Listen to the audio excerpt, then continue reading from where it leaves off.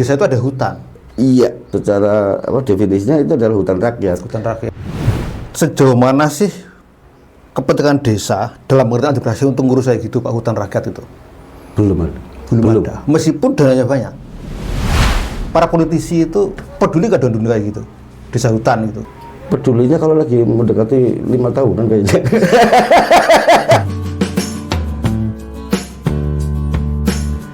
Kaki langka. Halo. Halo. Kita tos dulu lah. Oke. Mang gaya wong nom. Oke. Kaki langka itu kanca tahun berapa kita dulu? 2005-an ya? Ya ada. 2005 ada. Pas lagi intip lah masih dengan ini. Iya, ya 2005-an tuh. Dulu itu tapi sekarang sama masih ya, masih gondrong sama ya. Masih. Masih setia. Cuma dulu ini belum putih. Sudah mulai meninggalkan dunia hitam. Iya. Gitu. Dulu belum. Iya. Belum putih. Atau dulu belum punya kumis? Sudah dulu. Dari dulu ada. Oh, memang kumis sejak muda itu. Itu apa kesaktianku nih, Kum? Iya. Ini namanya itu Pak Untung Karnanto ya. Tapi saya tuh masih penasaran loh. Kenapa sih dipanggil kaki langka itu loh? Penasaran. Kalau itu kan cuma nama waktu itu nickname di Facebook ya, zaman nickname. Enggak, nickname itu kan ada backgroundnya gitu loh. Ada satu yang saya dengar satu cerita bahwa namanya seorang kaki-kaki itu dia bilang dia bekerja setelah bekerja selesai terus dia istirahat, disuruh istirahat, bukannya istirahat ya istirahat dia seperti dia bilang saya udah ngasuh tapi dia sambil istirahat itu sambil motongin rumput itu kan nggak istirahat juga. Itu kaki langka itu yang kayak gitu jadi nggak ada istirahatnya lagi.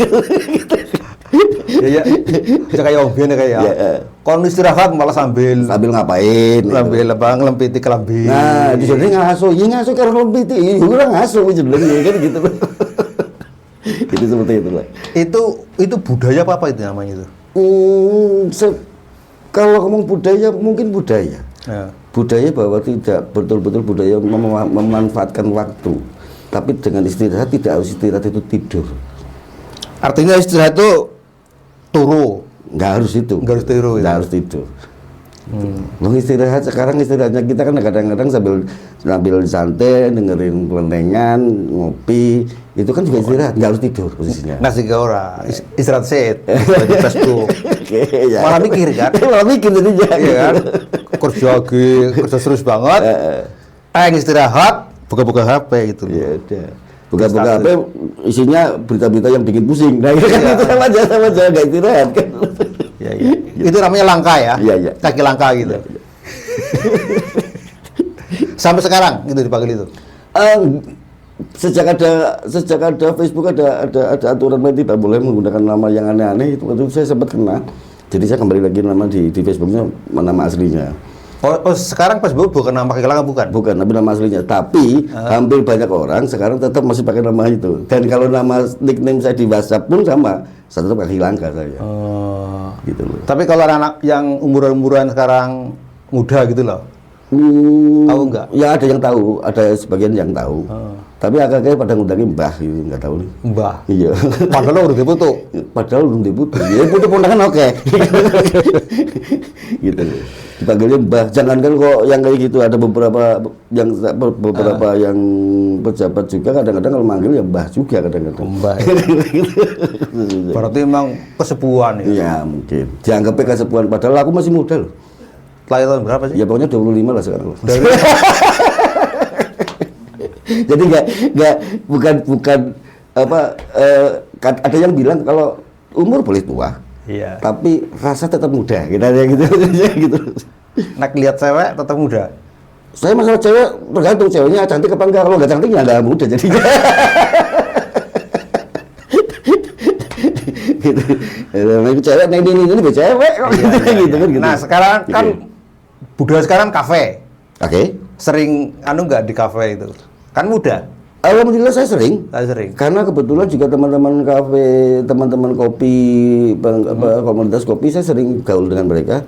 Bahkan waktu awal-awal berdirinya komunitas Kebumen Mengopi, saya juga diajak diskusi dengan teman-teman muda itu Di kafe juga ya? Iya, di kafe juga. Yang waktu itu mau bikin komunitas Kebumen Mengopi dan sebagainya. Dan sampai sekarang masih jalan. Artinya sampai sekarang masih gaul sama anak muda gitu? Alhamdulillah masih. Jadi bagi saya sih pergaulan tergantung bagaimana kita berdiskusinya, kita ngobrolnya. Nggak harus dengan orang tua. Kalau orang tua yang nggak itu juga ngapain. Tapi dengan anak muda juga kita ngobrol. Enak aja. Artinya tetap muda ya? Iya, makanya rasanya tetap gitu. Nah, tentang muda ya. Dulu waktu saya ketemu sama kaki langka ya, Mbah Untung, Mbah yang nggak pernah rugi. Iya, iya. Nah, dulu saya kenalnya beliau ini, anak beliau tua ya? Beliau tua. Ya, berarti apa? Ya terserah. Di kepala saya, kalau teringat kaki langka itu, satu tuh Mauni. Mauni karena dulu ya, saya sekarang nggak tahu ya. Dulu dia tuh aktivis pakai P. Aktivis yang bergelut di dunia pohon mahoni ya. Iya, konsepnya bukan Mahoni sebetulnya. Tapi yang di kepala saya itu Mahoni loh. Iya, karena memang di awal saya berkegiatan di Kebumen, Iya. terutama di Kebumen, berkegiatan di Kebumen itu karena memang potensi terbagus dan terbanyak Adalah di Mahoni. Kebumen adalah Mahoni. Ada Jati, ada yang lainnya. Tapi karena di sini adalah yang paling bagus potensinya adalah Mahoni, jadinya kita memang fokusnya di Mahoni. Itu kan tahun 2005-an ya. 2005 kebetulan saya ikut satu kajian di 5 kabupaten yang kebetulan paling mas cakep katakanlah. Iya. Nggak sengaja itu posisinya. Nah dari hasil kajian itu ternyata yang paling nomor 1 adalah Kebumen. Dari hasil penilaiannya, dari hasil kajian tadi adalah potensinya paling bagus untuk Mahoni. Untuk Mahoni, dan masyarakatnya juga bisa untuk berkegiatan bersama lebih bagus lah, lebih mudah, lebih enak istilahnya dibandingkan 5 yang lain. Pokoknya bagus itu Kebumen paling banyak pohon Mahoni itu ya. Waktu itu potensinya paling banyak karena itu juga informasi bukan hanya dari buku, tapi kita juga dari pabrikan atau industri yang membutuhkan jenis Mahoni itu di mana. Nah itu kebanyakan memang dari Kebumen Dibanding dengan masyarakat itu. Masyarakat. Nah, kenapa kita ada penilaian atau ada kajian terkait tentang masyarakat dan juga tentang tata usaha kayunya? Itu karena kita ingin bikin waktu itu lembaga ini namanya lembaganya The Forest Trust itu pengen membuat hutan rakyat, satu komunitas hutan rakyat yang nantinya bersertifikat atau diakui pengelolaan hutannya. Jadi bukan sertifikat tanah, tapi pengelolaannya yang dinilai. Nah, untuk butuh itu kan butuh bukan hanya potensi, tapi juga masyarakatnya bagaimana istilahnya. Nah, akhirnya 2006 kita mulai start awal 2006 bulan September lah kita starting masuk ke desa-desa ngajakin karena kita kan nggak punya kuasa. Jadi kita cuma ayo Pak, mau nggak kita kerja bareng? Itu berangkat dari Mahoni itu? Iya, karena memang ada kebutuhan di luar, di manca negara atau ekspor lah. Untuk ekspor itu adalah mereka kebutuhannya untuk produk-produk dari Mahoni. Makanya kita terus itu. Jenengan bikin komunitas orang-orang yang lembaga kami, lembaga itu membentuk satu entitas untuk mengelola hutannya. Dari beberapa kelompok yang ada. Kalau ngomong hutan ya di kepalaku itu kan hutan yang rimbun, akeh macane. Macane akeh gejahe. Orang awam. Iya. Nah itu konteks Mahoni hutan tuh gimana? Hutan yang kalau saya bagi dua lah katakanlah itu secara bukan secara legalnya ya, tapi bagi dua itu adalah hutan tanaman, adalah hutan yang ditanami dan hutan alam yang memang alam yang menumbuhkan pohon-pohonan yang ada di hutan itu. Tapi kalau hutan tanaman ya salah satunya adalah HTI, hutan tanaman industri yang di luar, yang banyak di luar Jawa. Kemudian ada juga perhutani juga sebagian juga HTI, plantation dia ditanam. Jadi kayak macam kayu-kayuan yang ada itu juga ditanam juga. Di masyarakat kan juga nanam juga. Nah pertanyaan saya, apakah yang dikatakan hutan kan seringnya kan adalah jenisnya macam-macam kan? Ada banyak jenis di situ. Nah pertanyaan saya, apakah di kebun-kebun masyarakat itu macam-macam? Kan macam-macam juga. Ada mahoni, ada jatinya, ada sono kelingnya mungkin, ada laban, ada pisang. Memang ada orang yang nama mahoni itu. Mahoni ada dulu, nanam banyak. Tapi sekarang kalau sudah satu pohon mahoni besar, cenderungnya petani nggak mau nanam lagi, karena anakan alamnya banyak. Oh. Dia tumbuh begitu ada pohon besar, buahnya jatuh, dia langsung banyak tumbuh. Di situ. Setahu kalau mahoni itu kan yang di pinggir jalan itu. Ya itu kan program pemerintah zaman dulu. Heeh. Ditanamnya mahoni. Di desa-desa itu memang ada orang nanam mahoni. Ya dulu ada, zaman dulu ada. Dulu ada. Sekarang pun mungkin ada, dia cuma mindahkan yang tanaman yang kecil-kecil itu yang tumbuh alami aja. Oh, yang dari pohon jatuh, tumbuh, dipindah di desanya gitu ya. Gitu loh. Karena pohon ini kan begitu pecah jatuh kan dia itunya kan bisa terbang kena angin. Oh. Apa biji mahoninya kan? Semuanya terbang kena angin Kena angin terus tumbuh. Tumbuh. Gitu. Tumbuh biasanya udah gede, ada biarin aja sama petani. Lumayan ini mahoni kan istilahnya gitu loh. Tapi jarang sekali, memang jarang yang nanam. Kalau jati memang banyak yang nanam. Gitu mestinya. Nah, itu komunitasnya komunitas yang ngurusin mahoni itu, Mas. Konsepnya itu adalah sebagai prioritas. Prioritas. Tapi oke. konsepnya adalah mengelola karena waktu itu bikin entitasnya namanya koperasi, kita pakai koperasi. Entitasnya itu mengelola hutan, bukan mengelola mahoni saja. Mengelola Mahoni hutan hanya salah satunya. Mahoni adalah salah satu potensi yang ada di ya. situ. Salah satu spesies yang ada di hutan itu. Kita ada jati, Iya. ada juga sono keling, ada juga angsana. Gitu. Kalau boleh saya menyederhanakan ya. Dengan itu mendorong masyarakat untuk sadar akan hutan gitu ya di desa ya. Pengelolaan hutannya. Pengelolaan hutannya itu. Iya. Artinya di desa itu ada hutan. Iya. Iya, ya kalau saya bilang kalau secara definisinya itu adalah hutan rakyat. Hutan rakyat. Hutan rakyat adalah hutan yang ada di atas tanah milik. Iya. Bukan tanah komunal, bukan tanah negara. Misalnya Perhutani itu negara. Misalnya saya di halaman tuh nanam apa namanya itu bagian dari hutan rakyat itu. Ini ya kalau itu menjadi gini. Kalau kebun itu dikelola sendiri, ya kebun. Tapi kalau dikelola secara bersama-sama dalam bentuk kelompok, Hutan. jadinya kan hutan. Ini kan banyak. Artinya satu RT semuanya itu nanam, Ya, itu hutan gitu. jadinya hutan bisa. Karena konsepnya kalau pengelolaan hutan kembali lagi ini beda dengan pengelolaan kebun. Ada kebun mahoni misalkan Iya. atau kebun jati. Tapi kalau yang dikatakan hutan adalah banyak dari beberapa. Kalau sekarang gini, kepemilikan lahan di kita kan sangat kecil. Iya. Paling 0,25 Iya. hektar katakanlah itu posisinya. Atau bikin kalau pakai ubin ya 100 ubin, 150 ubin kan. Iya. Ya kalau kecil ya kebun, kalau sendiri.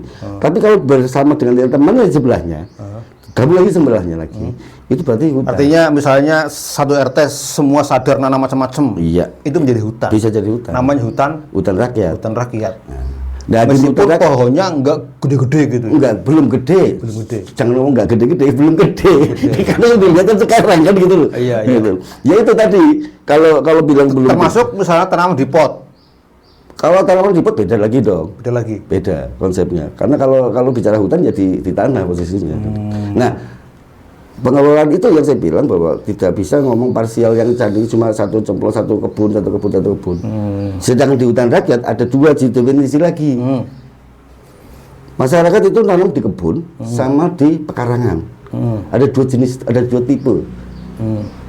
Apakah itu bukan kayu-kayuan atau bukan pohon mahoni yang dikatakan hasil dari hutan juga misalkan.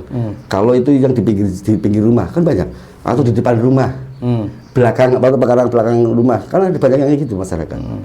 Selain yang di kebun yang jauh ya dari rumah. Nah itu kalau secara definisi orang kehutanan itu ada dua, hutan rakyat itu ada di kebun dan di pekarangan.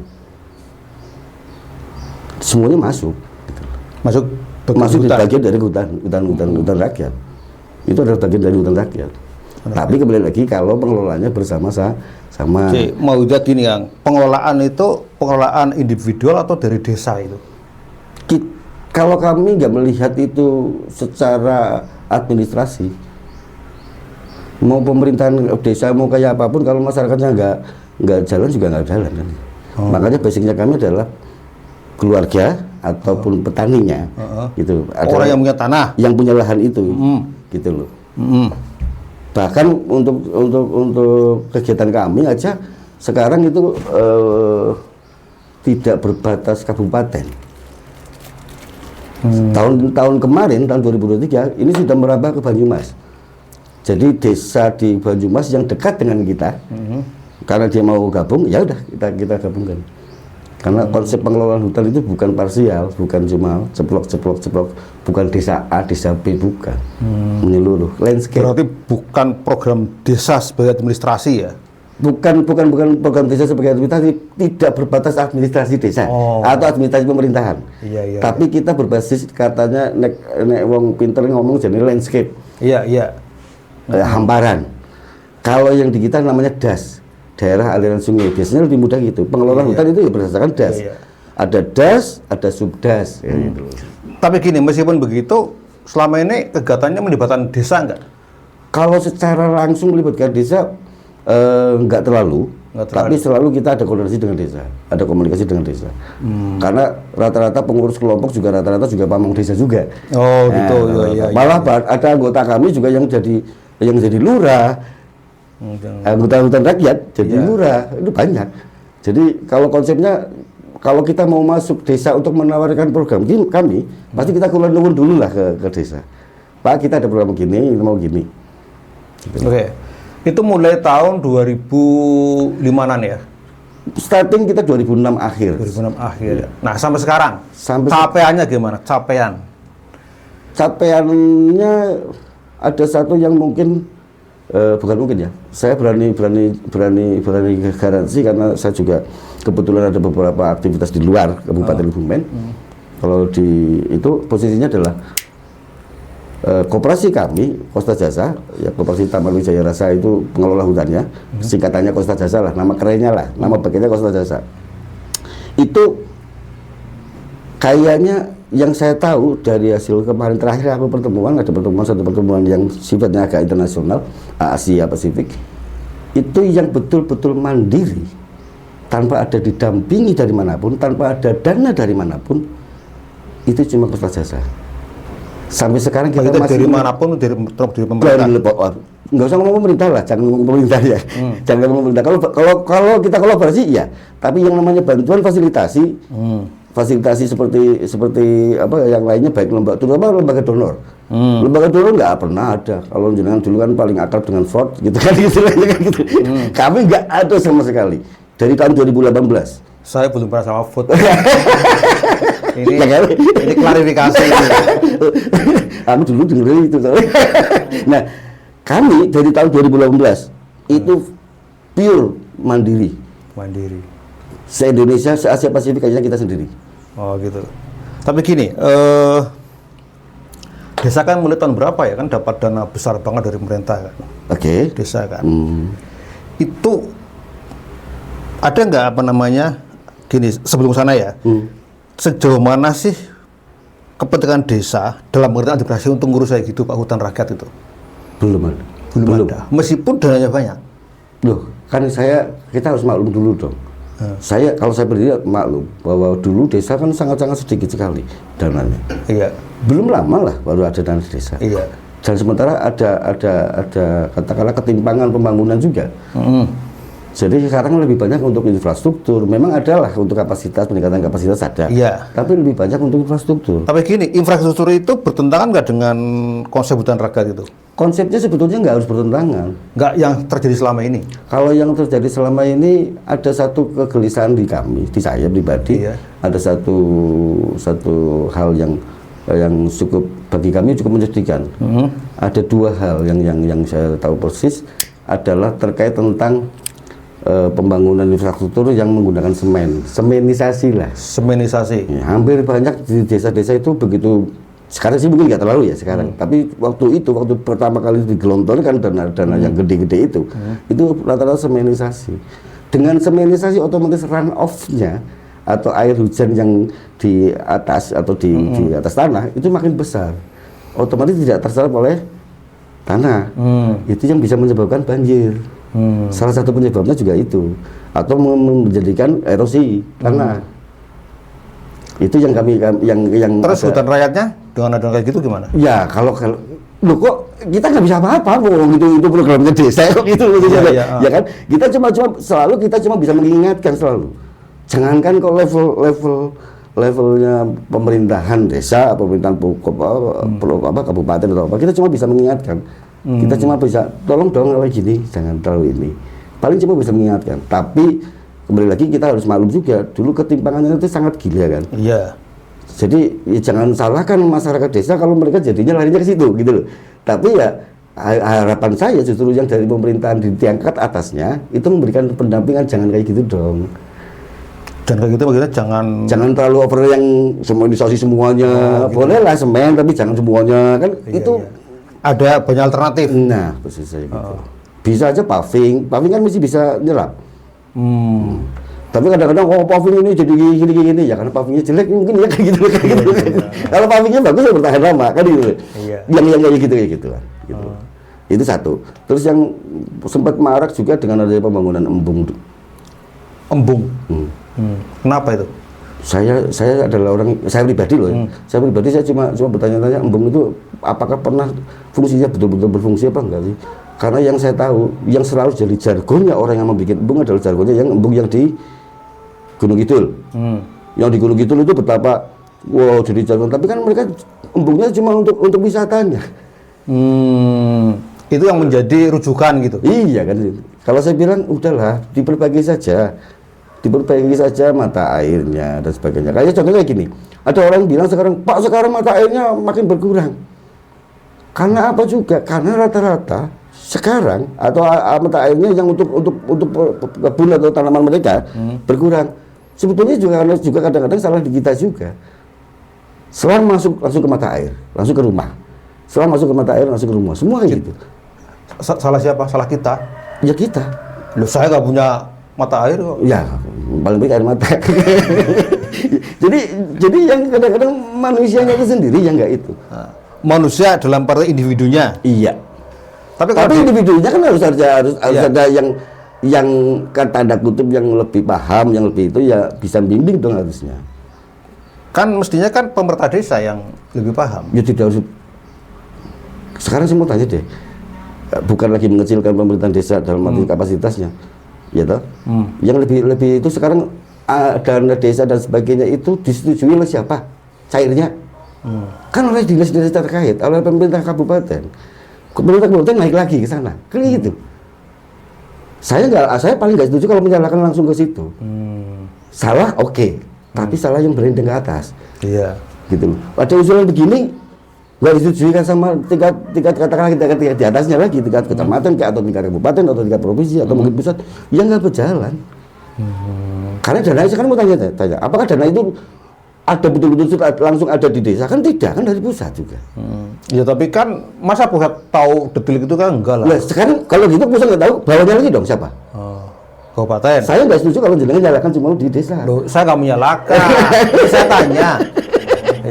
Ya, statement tadi kan jadinya seperti itu tanggung jawab desa. Enggak juga. Terus yang gini, yang lebih paham.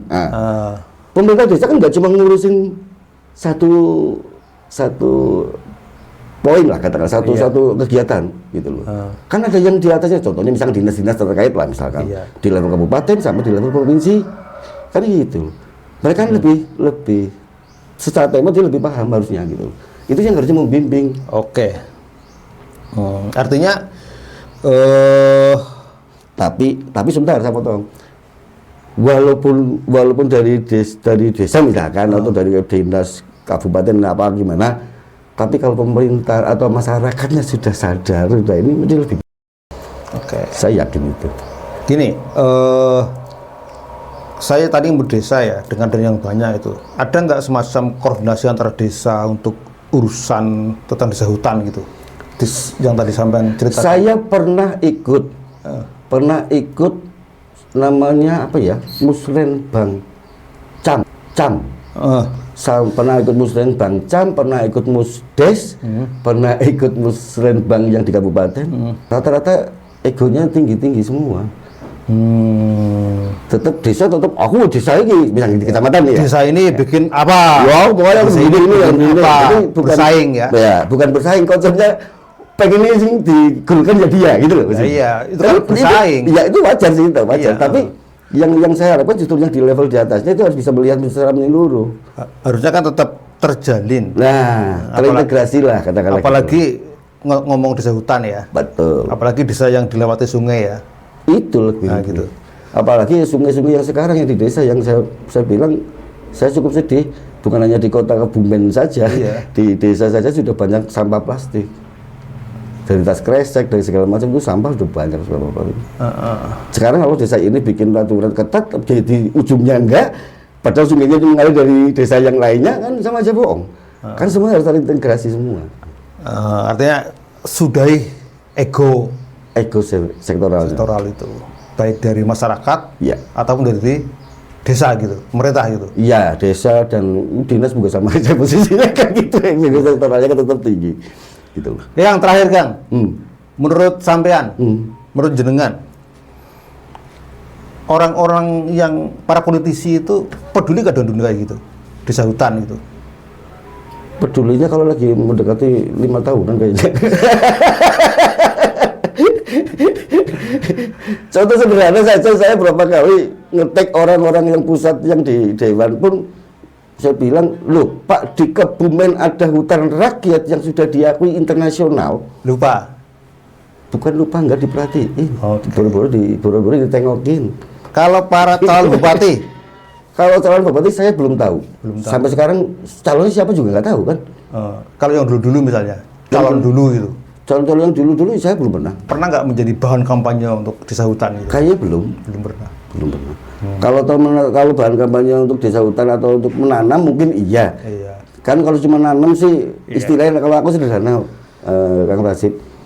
Masyarakat atau petani ora usah dikongkon nandur mesti nandur. Iya. Gitu Apalagi nek ada hasilnya. Nah, apalagi kalau dengan ada hasilnya jelas, pasti akan itu. Nyoba nandur kayak nandur gitu. Karena kalau wah ini gini karena program enggak. Kalau program nanam wis lah dijamin. Dikasih bibit yang bagus pasti ditanam. Tapi sesuai, karena sering sekali ada banyak bantuan bibit yang tidak sesuai dengan kemauan masyarakat. Atau bukan kemauan sebetulnya. Kemauan masyarakat itu juga karena masyarakat juga ilmu ini kan wong Jawa kan ilmu titen. Iya. Ilmu titen itu berarti oh ini cocoknya nggo tanduran niki. Dikasihnya apa? Iya. Ya, berarti nggak jadi. Malah mari mangkat bantuan bibit datang ya nggak ditanam sama masyarakat. Proyek gitu, Kang. Ya, yang penting yang penting dikasih ada foto-foto kasih pembibit gitu loh. Asik ini kaki langka itu. Saya berharap besok kita ngobrol lagi. Boleh. Kelanjutannya tentang bagaimana sih membangun integrasi antar desa, antar kota ya. Karena kalau bangun itu bukan bagian saya mah. ya bagian saya gitu. Karena sebenarnya gini, kalau dalam pengertian saya ya, cuma saya gini, politik itu bukan sebatas menjelang pemilu ya, bukan sebatas memilih siapa calonnya, tapi politik penataan. Menata tadi apa sampai tadi apa, misalnya antar desa gitu, perencanaan itu kan politik gitu kan. Saya kira itu yang kita bangun lewat ini podcast. Nek diakui podcast. Wis aja maning wis direntok ya waktu niki wis. Terima kasih Kak Kiraka. Ketemu lagi di video berikutnya. Assalamualaikum warahmatullahi wabarakatuh. Waalaikumsalam warahmatullahi wabarakatuh.